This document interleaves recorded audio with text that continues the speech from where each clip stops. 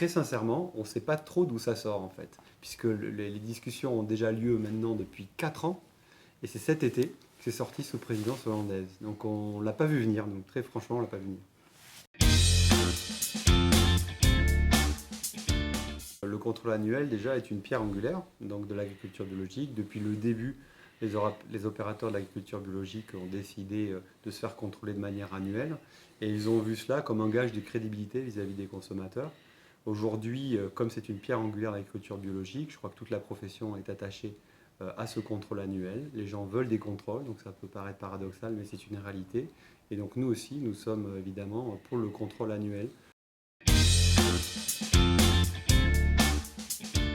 Alors c'est vrai que ça fait une charge pour eux, mais je dois dire qu'en agriculture biologique, on arrive à vivre aussi, hein, puisqu'aujourd'hui on a quasiment 30 000 exploitations qui ont fait ce choix, et des données technico-économiques que l'on a, que ce soit des chambres, de Serre France, etc., on a quand même pas mal d'agriculteurs bio qui s'en sortent, et plutôt mieux que les conventionnels, donc ça c'est quand même important à dire aussi au passage. Deuxièmement, il faut que vous sachiez qu'il y a une partie de ces sommes-là qui sont subventionnées par beaucoup de régions. Ça peut aller de 30 à 50%, parfois 70%. Donc ça veut dire que sur un contrôle chez nous qui est étalé entre 350 euros et 750 euros hors taxe, il y a la moitié qui est prise en charge par la région. Donc ce n'est pas non plus une charge absolument incommensurable. En tant que gestionnaire d'entreprise, je ne vais pas vous dire que ça n'aurait aucun impact, ça serait mentir.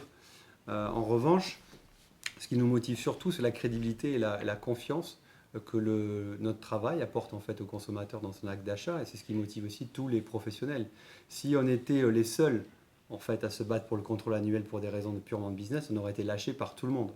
Si aujourd'hui nos clients veulent un contrôle annuel, qu'ils soient producteurs, transformateurs, distributeurs, toutes les interprofessions bio ont écrit au ministre pour leur demander un contrôle annuel, y compris la FCD, qui sont les distributeurs en GMS, le Synabio, l'AFNAB, la PCA, COP de France, Interfel.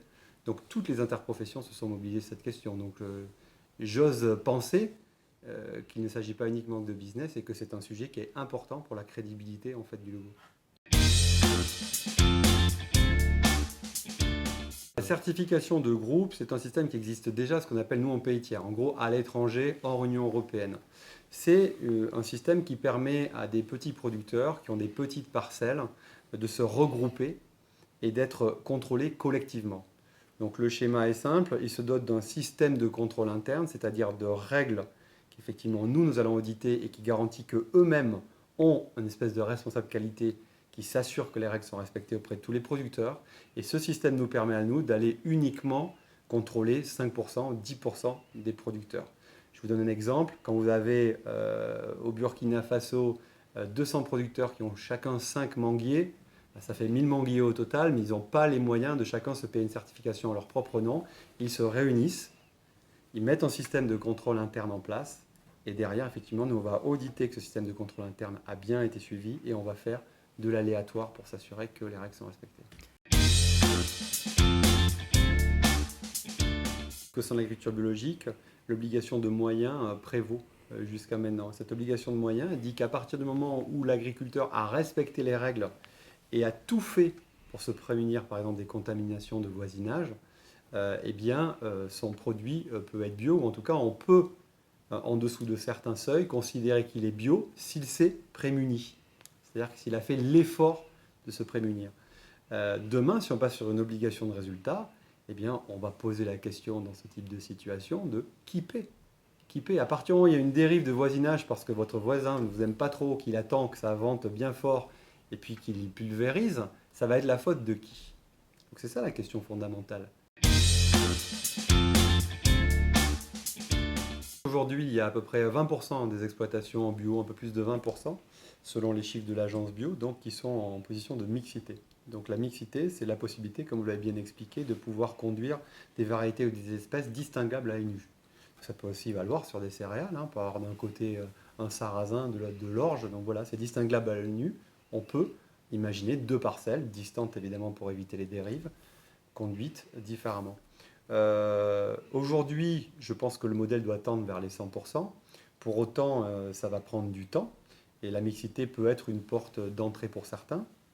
Donc la position d'EcoCert là-dessus, c'est que oui, on doit tendre vers 100%, mais qu'il faut faire attention, si on met fin à cette règle de mixité, on peut avoir des gens qui vont sortir dans un moment où on a besoin de bio. Je tiens aussi à dire que si on veut être 100% bio aujourd'hui, il existe des cahiers des charges privés. Par exemple, la marque Biocohérence, je ne sais pas si vous la connaissez, mais la marque Biocohérence permet au consommateur d'être absolument certain que son produit vient d'une exploitation qui est 100% bio. Des déclassements, on en prononce beaucoup. Ouais. On en prononce entre 10 et 15%. Ça ne veut pas dire que ce sont à chaque fois des gens qui fraudent, ça ne veut pas dire que ce sont des gens qui essaient de tricher, mais on peut se retrouver effectivement dans des situations où il nous manque telle preuve, eh bien, il y a aussi des contaminations fortuites. Toutes ces choses-là nous amènent parfois à prendre des décisions qui sont un petit peu difficiles. Le déclassement impacte déjà nos clients parce que cela veut dire que malheureusement ils ne pourront pas valoriser en bio et que ça devra partir en conventionnel, ce qui est compliqué pour les gens qui sont 100% bio notamment parce qu'ils n'ont pas nécessairement des canaux de revente. Et après les suspensions de certification, on en prononce, qui est la sanction ultime, beaucoup moins, un peu moins d'une cinquantaine par an. Il y a des gens qui sortent effectivement de la bio parce qu'ils n'y arrivent pas. Ça représente plusieurs centaines d'agriculteurs pour nous chaque année. En revanche, pour répondre à votre question, c'est assez fixe. Ça représente effectivement chaque année pour nous 3 à 4% de la base client. Donc c'est pas anecdotique. Puis ça représente déjà des centaines, c'est pas 20 personnes qui arrêtent. Maintenant, c'est stable. On regarde les rapports IFOAM Europe, qui est donc le mouvement bio au niveau de l'échelle européenne. Il parle de ces 20%. Ces 20% me semble être un objectif effectivement qui soit réaliste. Si on veut aller au-delà, eh bien, il va falloir qu'on invente une bio déjà qui rémunère. C'est une question absolument clé et critique pour l'avenir. Une bio qui ne rémunère pas ou qui tomberait dans les travers entre guillemets du conventionnel avec une mise en concurrence des paysans et des gens qui n'arrivent plus à survivre de leur travail ne dépassera pas effectivement ces 20% et même chutera aussi. Donc on a des impasses à surmonter et cette question de la rémunération, je pense, dans ces pièges est absolument fondamentale.